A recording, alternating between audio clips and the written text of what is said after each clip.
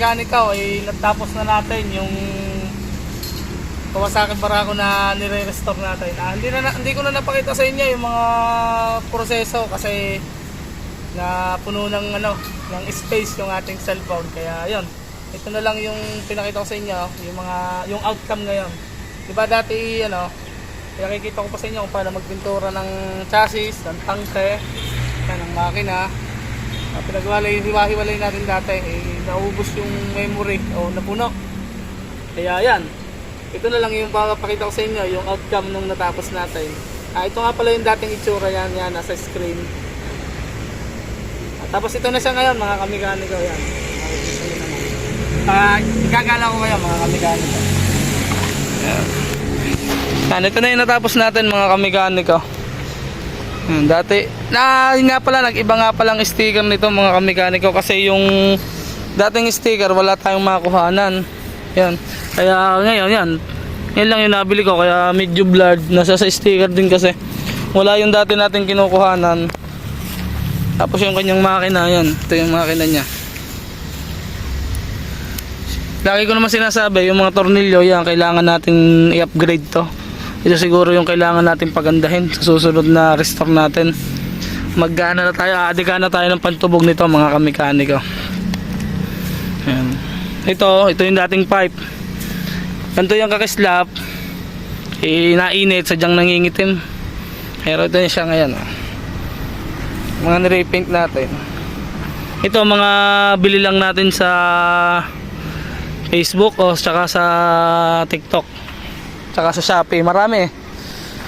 Tulad nito sa Shopee to. Ayan. Ito na itsura niya mga kamikaniko. Kung hindi ba naman naubos yung ating memory o hindi na makakapag-vlog tayo nung tungkol dito. Bagay, meron naman tayo dati na vlog tungkol din doon sa barakong item yan. Tsaka doon sa pula, meron din tayo dyan. Ayan o. Yan, starter nya. Ilinis din lang natin. Tapos, ano pa ba? Ito, pininturahan natin to mga kamikaniko. Yan. Tsaka itong kanyang tapaludo. Yan, itong tapaludo. I-repaint din lang natin yan. Tapos, binap lang natin yung mga flasher to. Itong tail light, flasher, yan. Binap lang natin yan. Takpan na lang natin yung plaka. Yan. Tapos alin pa ba maano ko sa inyo? Ito, hindi na natin ni-repaint to pala mga kamikaniko. Yan. Nilinis na lang natin.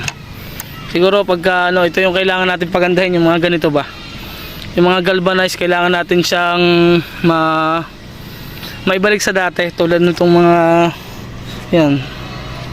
Kasama din yan kailangan natin may balik yan. Pipilitin ko kasi medyo mahal kasi yung aabutin pagka nag-adika tayo nung pantubog na ganito ng tornilyo. Yan ito na siya mga kamikaniko. Sa-sound check natin mga kamikaniko. Yan, matagal nang hindi naandar. Pinunasan ko lang, malamig naman yung pipe nya.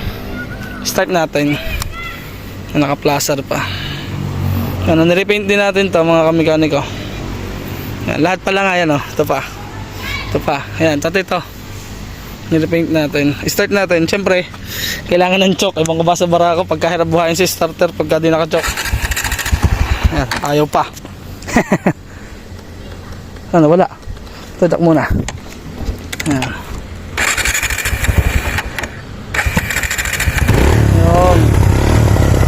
Start muna natin mga kamikaniko. Na mga 5 minutes muna mga kamikaniko. 5 minutes. Mga 1 minuto lang nakaganyan. Para mamaya, malamig pa kasi. Buhay natin ang gas. Malamig pa rin mga kamikaniko. Tapos nga pala mga kamikaniko, yung busina niyan dati, 2. Ginawa ko na lang 1. Kasagwaba naman din karami kasukan. Tapos may GB box pa yan dati, di ba? Makikita nyo, may GB box pa yan. Nagana na rin yung mga kamikaniko, yung mga ilaw niyan. Yan. Ang ilaw. Ayun nga pala, nakita nyo, yan, may pangalan ko yan mga kamikaniko. Ayun yung ating trademark. Hindi ko na siya nilagay dito kasi nakakahiya naman pagka dito eh. Dito na lang natin nilagay. Diba? May busina rin niya mga kamekaniko. Tapos plaster, yan. Totally maganda pa naman talaga to. Kaya lang nakikita nyo doon sa previous na ano nito, medyo maraming kalawang, saka mga tingkap-tingkap na yung kanyang ano, kanyang pintura dito. Tanggalin natin ang chalk.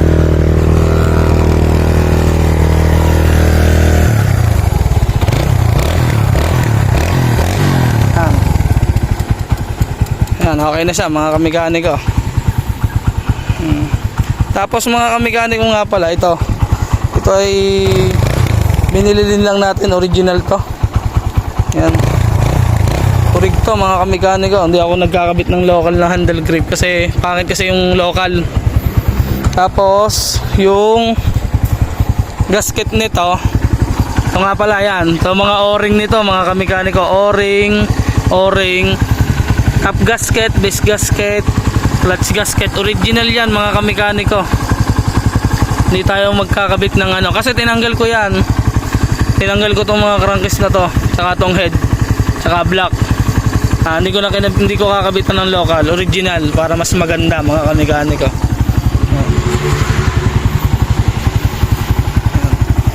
Pare, ang kabila. Tingnan niyo naman ang carburetor. Panoodin niyo yung itsura nito nung bago natin siya kalagin. Talagang napakapangit mga kamekaniko. Pero ito na siya ngayon. Yan oh, napakaganda na. Diba? Tapos yung milyahe niya nagana na rin. Totally nagana naman. Nilinis lang natin yung mga cable. Yan, ito yung itsura niya oh. Diba? Napakaganda ngayon.